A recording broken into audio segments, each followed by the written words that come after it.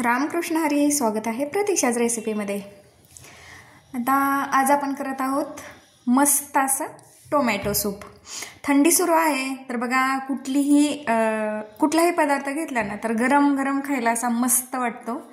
उन्हाळ्यामध्ये जसं की थंड खायला आपल्याला खूप आवडतं तसं थंडीमध्ये आता बघा कुठलीही रेसिपी घेतली ना आपण म्हणजे कुठलाही पदार्थ खायचा झाला तर मस्त आपण गरमागरम खायचा प्रयत्न करतो। आणि आता थंडीमुळे काय होतं तर बऱ्याचदा आपण पाणी कमी पितो, तर अशा वेळी ना आपण लिक्विड जास्त घेतलं पाहिजे, म्हणजे गरमागरम सूप हे मस्त असं आपल्यासाठी फायदेशीर आहे। आता म्हणूनच इथे आपण टोमॅटो सूप करतोय। इथे मी स्वच्छ धुवून घेतलेले आहेत 5 टोमॅटो। आता अगदी लाल असे टोमॅटो वापरायचे, का तर त्याला कलर देखील छान येतो आणि ते पिकलेले असतात त्यामुळे सूप देखील चवीला खूप छान लागतं। आता हे टोमॅटो कट नाही केले ना तरीही चालतात, परंतु कट केले ना तर बघा बऱ्याचदा आता टोमॅटो देखील खराब असतात, म्हणजे आळी असते बऱ्याचदा टोमॅटोमध्ये। ते कन्फर्म करण्यासाठी एक आपल्याला स्टेप म्हणून टोमॅटो कट करून घ्यायचे आणि त्या टोमॅटो कट केल्यानंतर त्यामध्येच मी एक बेडगी मिरची टाकलेली आहे आणि जरासं मीठ आणि जराशी हळद। आता तुम्हाला जर तिखट हवं असेल तर तुम्ही लाल मिरची देखील वापरू शकता किंवा फोडणीला घालताना लाल मिरची पावडर देखील वापरू शकता। परंतु बेडगी मिरची मी का टाकली तर त्याला थोडासा तिखटपणा देखील असतो आणि त्याला जर ती शिजवून घेतली ना आपण मिरची किंवा भिजवून घेतली ना तासभर तर त्याला कलर देखील मस्त येतो। म्हणजे भिजवून घेतलेली बेडगी मिरची जर तुम्ही बारीक करून कुठल्याही रेसिपीमध्ये टाकली ना तर ते मस्त असा त्याला कलर येतो। इथे मी डायरेक्टली शिजायला घातलेली आहे। साधारण 3 शिट्ट्या मी इथे करून घेतलेल्या आहेत। टोमॅटो शिजायला फारसा वेळ लागत नाही, तरीही देखील मी फास्ट अशा 3 शिट्ट्या करून घेतल्या आणि हवा गेल्यानंतर आपला जो कुकर आहे तो ओपन करून घेतला। आता बघा 3 शिट्ट्यामध्ये मस्त असे आपले सर्व टोमॅटो शिजलेले आहेत। तुम्हाला इथे दिसतच आहे की किती व्यवस्थित असं ते शिजलेले आहेत आणि टोमॅटो आपले अतिशय असे लाल गर्द असल्यामुळे ना त्याला मस्त असं शिजल्यानंतर बघा मस्त असा कलर देखील आलेला आहे। जी आपण बेडगी मिरची टाकली होती ना ती देखील मस्त अशी शिजलेली आहे, म्हणजे ती शिजल्यानंतर खूप सॉफ्ट अशी होते आणि ती टाकल्यानंतर मस्त आपल्या कुठल्याही रेसिपीला कलर देखील मस्त येतो। आता टोमॅटो शिजल्यामुळे काय होतं तर त्याची जी साल आहे ती पटकन सुटलेली असते, त्याच्यामुळे ती पटकन निघून जाते। इथे तुम्हाला मी दाखवते बघा, ती पटकन अशी निघून जाते, त्याला जास्त काही म्हणजे बिलकुलही त्रास होत नाही। इथे सर्व टोमॅटोची व्यवस्थित अशी साल काढून घ्यायची। थोडीफार जरी साल राहिली ना त्याचा फारसा काही असं फरक होत नाही, कारण आपण टोमॅटोची पेस्ट करून घेतल्यानंतर ना ते आपण गाळूनच घेतो, परंतु तिथे साल पूर्णपणे मोकळी झालेली आहे तर ती आपण व्यवस्थित अशी काढून घ्यायची। सर्व टोमॅटोची मी साल काढून घेतली। मिरची देखील आपली बघा मस्त अशी शिजलेली आहे, त्याचा पटकन देठ निघालेला आहे।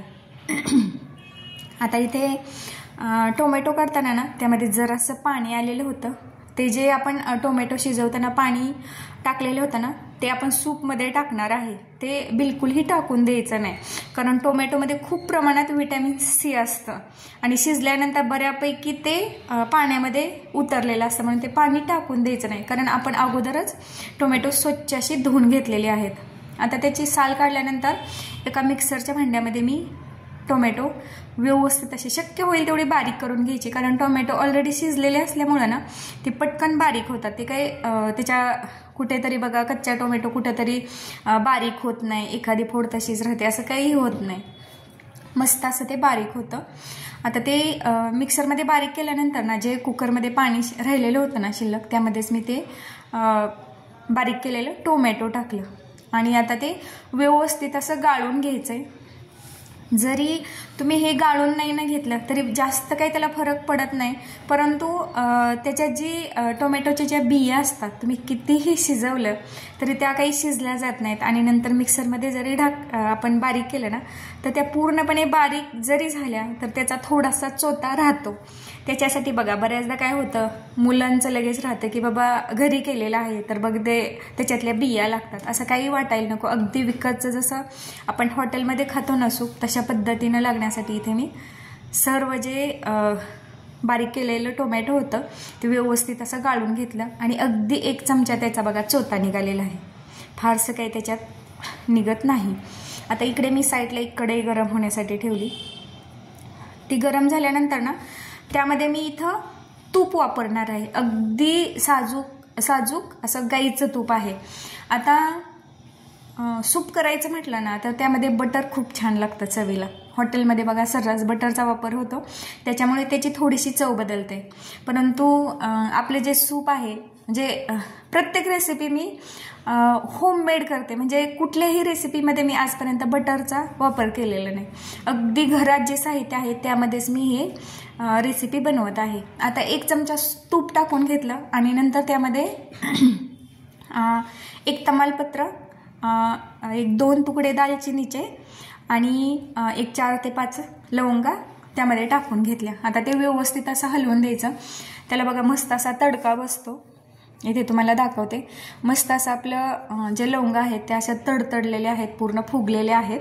आणि नंतर त्यामध्ये आपण जे गाळून घेतलेले होतं टोमॅटो ते त्यामध्ये ओतून घ्यायचं आहे. आता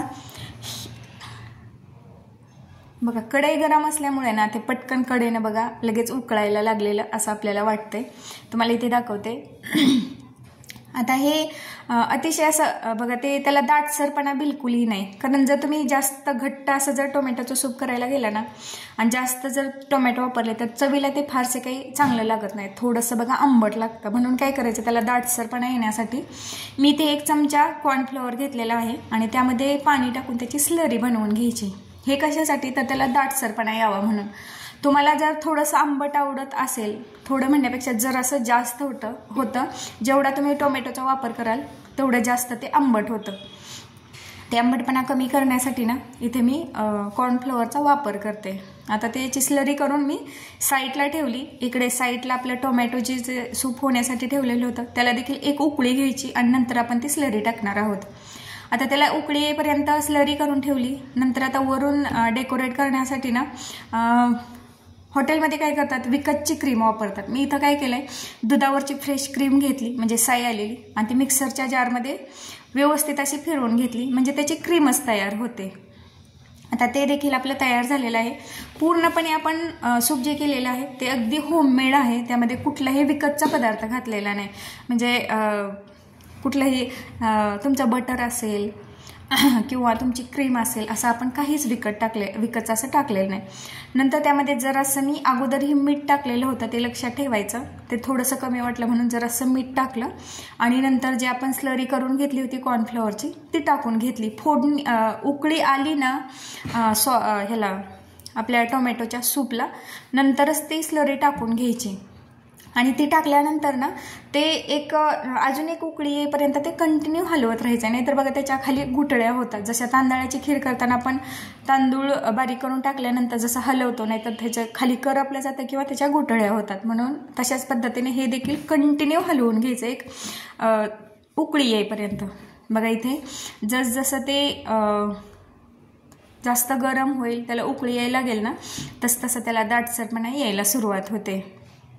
म्हणजे आपलं कॉर्नफ्लॉवर त्यामध्ये मिक्स होतं आणि चवीला ही खूप छान लागते आणि अगदी साधी सोपी रेसिपी आहे. याला काही जास्त असे काही त्याचे लागत नाही पदार्थ. म्हणजे समजा विकतचं काहीतरी आणावं लागतं असं काही नाही. जे घरात साहित्य आहे त्या साहित्यामध्ये अगदी छान अशी रेस्टॉरंटमध्ये जशी आपण पितो ना सूप त्या पद्धतीचं होतं. आता लास्टला काय करायचं, मी मिरपूड देखील घरी करून ठेवलेली होती. ती अगदी पाव चमचा टाकायची. ती देखील बघा तिखट असते, त्यामुळे शक्य होईल तेवढं तुम्हाला जेवढं तिखट हवं आहे त्या प्रमाणात टाकायचं आहे. अगोदर आपण बेडगी मिरची देखील टाकलेली आहे, ते देखील आपण लक्षात ठेवायचं. आता थोडंसं त्याला गोडसरपणा यावा म्हणून अगदी अर्धा चमचा मी बारीक केलेला गूळ टाकला आणि ते देखील आता व्यवस्थित असं हलवून घ्यायचं, जेणेकरून ना जे आपलं ब्लॅक पेपर टाकलेलं असेल किंवा गूळ टाकलेलं असेल ते व्यवस्थित असं त्या सूपमध्ये मिक्स होईल. इथे बघा जसजसं आपलं टोमॅटो सूप उकळायला लागेल ना तसतसं त्याला दाटसरपणा जास्त येतोय. दिसायला सुरेख आहे. कलर देखील अगदी आपण जसा हॉटेलमध्ये सूप पितो ना तशा पद्धतीचा आलेला आहे. आपण इथे कुठलाही कलर वापरलेला नाही. किंवा बऱ्याचदा काय करतात बघा, कलर मस्त येण्यासाठी बीटचा देखील वापर करतात, परंतु त्याची देखील बघा थोडीशी वेगळी चव लागते. नाही म्हटलं तरी कुठलाही साहित्य आपण वेगळं काही टाकलं ना तर त्याचा एक स्पेशल वास राहतो. मग इथे मी बीटचा वगैरे काहीही वापर केलेला नाही. मस्त असा ओरिजिनल कलर आलेला आहे त्याला. आता एका बाउलमध्ये काढून घ्यायचं. बघा सुरेख असा त्याला मस्त गडद रंग असा लालसर आलेला आहे.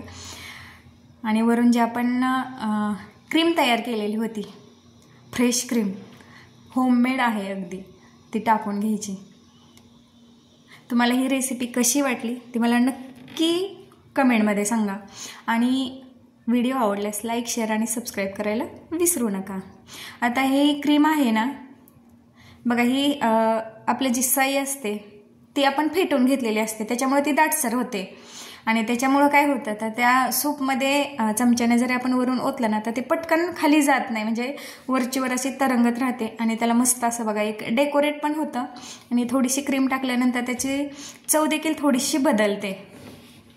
तुम्हाला जर हवं असेल तर तुम्ही बटर देखील यूज करू शकता, नाहीतर मस्त असा साजूक तुपात टोमॅटो सूप करा.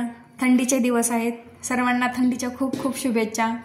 आणि नक्कीच सूप करून प्या आणि मस्त असं हेल्दी राहा. व्हिडिओ पाहिल्याबद्दल खूप खूप धन्यवाद. बाय.